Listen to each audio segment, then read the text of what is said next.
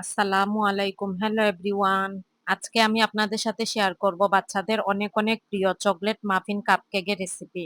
এই chocolate muffin কাপকেকগুলো এতটাই tasty হয়, আপনারা যদি আপনাদের বাচ্চাদের টিফিনে অথবা বিকেলের নাস্তায় আপনাদের বাচ্চাদেরকে তৈরি করে দেন, দেখবেন বাচ্চারা কোনো বায়না ছাড়াই এই কাপকেকগুলো খেয়ে নিবে, এতটাই ইয়াম্মি হয়। অনেক সহজ পদ্ধতিতে আমি আপনাদেরকে এই ভিডিওতে টিপস অ্যান্ড ট্রিক্স সহ শেয়ার করব। আশা করব বরাবরের মতো আজকের এই রেসিপিটাও আপনাদের অনেক ভালো লাগবে আর অনেক কাজে আসবে।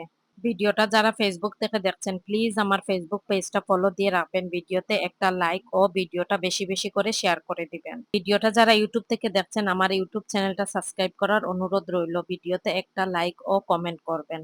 চলুন তাহলে রেসিপিটা শুরু করা যাক। শুকনো উপকরণগুলো চেলে নেওয়ার জন্য বাটির উপরে একটি চালনি নিয়ে নিব। চকলেট মাফিন কাপকেকের জন্য প্রথমে ময়দা নিচ্ছি 1 কাপ। অবশ্যই আপনারা ভালো ব্র্যান্ডের ময়দাটা ব্যবহার করবেন। কোকো পাউডার দিচ্ছি 1 টেবিল চামচ। কোকো পাউডার 1 টেবিল চামচ দিয়ে 1 টেবিল চামচ ময়দা উঠিয়ে নিচ্ছি। আবারও আরেক টেবিল চামচ ময়দা সরিয়ে নিচ্ছি। আবারও আরেক টেবিল চামচ কোকো পাউডার দিচ্ছি। বেকিং পাউডার দিচ্ছি 1 চা চামচ। অবশ্যই আপনারা ভালো ব্র্যান্ডের বেকিং পাউডারটা ব্যবহার করবেন, এতে করে কেকের রেজাল্টটা অনেক ভালো আসবে।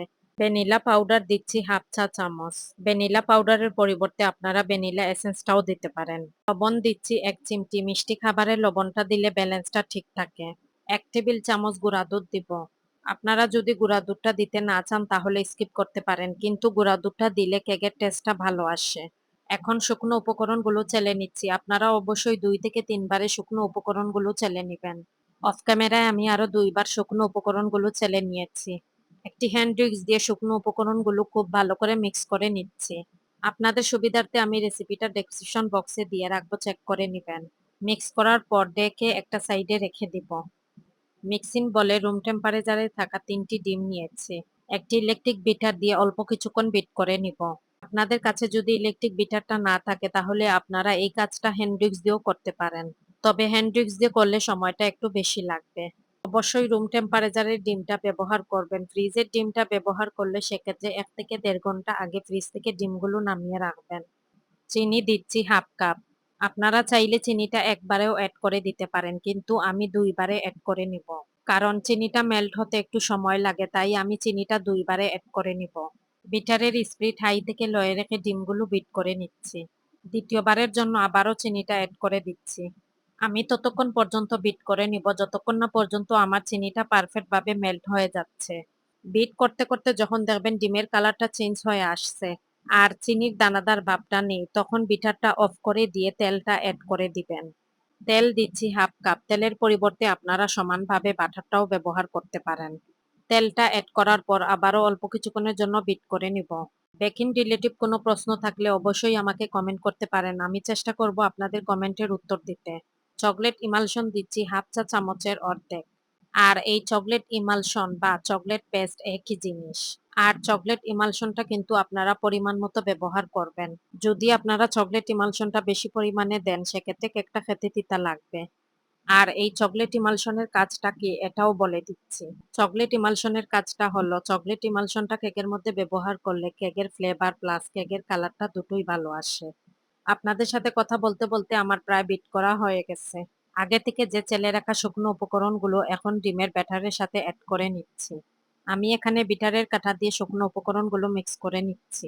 আপনারা চাইলে বিটার দিয়ে বিট করেও শুকনো উপকরণগুলো মিক্স করে নিতে পারেন, অথবা স্প্যাচুলার ও হ্যান্ড উইক্স দিয়েও এই কাজটা করে নিতে পারেন।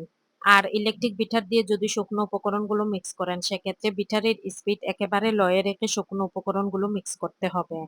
আর আমি আমার প্রতিটা ভিডিওতেই কিন্তু আপনাদেরকে স্টেপ টু স্টেপ দেখানোর চেষ্টা করি, যাতে আপনারা উপকৃত হন এবং উপকৃত হয়ে আপনাদের বাচ্চাদেরকে ফ্রেশ খাবারটা আপনারা তৈরি করে খাওয়াতে পারেন। আমি এখানে মালয়েশিয়ান কোকো পাউডারটা ব্যবহার করেছি। আপনারা চাইলে অন্য যেকোনো ধরনের ভালো ব্র্যান্ডের কোকো পাউডারটা ব্যবহার করতে পারেন। আপনারা হয়তো স্ক্রিনে দেখতেই পাচ্ছেন চকলেট মাফিন কাপকেকের ব্যাটারের ঘনত্বটা কেমন হয়েছে। বাটির ব্যাটারগুলো স্প্যাচুলার দিয়ে উপর নিচ করে নিচ্ছি, যাতে বাটির নিচে কোনো ধরনের শুকনো উপকরণগুলো লেগে থাকলে মিক্স হয়ে যাবে। 6টি কাপকেক মোল্ড নিয়েছি। মোল্ডে আগে থেকে তেল ব্রাশ করে রেখেছি। কাপকেক মোল্ডে লাইনারগুলো দিয়ে দিচ্ছি। আপনারা এই লাইনারগুলো যেকোনো ধরনের বেকিং আইটেমের দোকানে প্লাস কুকারিসের দোকানে পেয়ে যাবেন। মেজারমেন্ট কাপের 1/4 কাপ। এই কাপটি দিয়ে ব্যাটারগুলো মেপে কাপকেক মোল্ডে ব্যাটারগুলো দিব। প্রথমে 1/4 কাপের 1 কাপ ব্যাটার মোল্ডে দিয়েছি। তারপর আবারও অল্প কিছুটা ব্যাটার দিয়েছি। আপনারা স্ক্রিনে হয়তো দেখতেই পাচ্ছেন আমি কাপকেক মোল্ডে ব্যাটারগুলো কতটুক পরিমাণে দিয়েছি। আর এই পরিমাণেই কিন্তু কাপকেক মোল্ডে ব্যাটারগুলো দিতে হবে।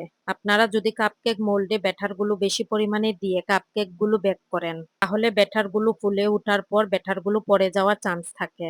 আপনারা যারা এই ধরনের কেক আমার কাছে অর্ডার করতে চান, আমার ফেসবুক পেজে ইনবক্স করতে পারেন। অনলি কুমিল্লা সিটির মধ্যে হোম ডেলিভারি দেওয়া হয়। কথা বলতে বলতে কাপকেক মোল্ডে ব্যাটারগুলো ডালা হয়ে গেছে।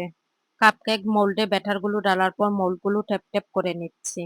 বাচ্চাদের আরো আকর্ষণীয় প্লাস লোভনীয় হওয়ার জন্য চকলেট মাফিন কাপকেকের ব্যাটারের উপরে চকোলেট চকো চিপ দিয়ে দিচ্ছি। আপনারা চাইলে ব্যাটারের সাথেও মিক্স করে এই চকলেট চিপস গুলো দিতে পারেন। এতে করে চকলেট মাফিন কাপকেক গুলো অনেক বেশি ইয়াম্মি হবে। আর এই চকলেট চিপস গুলো হাতের কাছে না থাকলে স্কিপ করতে পারেন। কাপকেক গুলো এখন ওভেনে বেক করে নিব। স্ক্রিনে আপনারা দেখতেই পাচ্ছেন আমার কাপকেক গুলো ওভেনে থাকা অবস্থায় কতটা পারফেক্ট ভাবে প্লাস কতটা সুন্দরভাবে ফুলে উঠেছে, মাশাআল্লাহ। আপনারা চাইলে এই কাপকেক গুলো চুলায়ও বেক করে নিতে পারেন। আমার ওভেনের টেম্পারেচার বুঝে আমি টাইমটা সিলেক্ট করে দিয়েছি। আপনাদের ওভেনের টেম্পারেচার বুঝে আপনারা টাইমটা সিলেক্ট করে দিবেন। আমার ওভেনের টেম্পারেচারটা আর আমি বললাম না, কারণ সবার ওভেনের টেম্পারেচারটা সমান হয় না। 20 থেকে 25 মিনিটের মধ্যেই আমার কাপকেক গুলো হয়ে গেছে।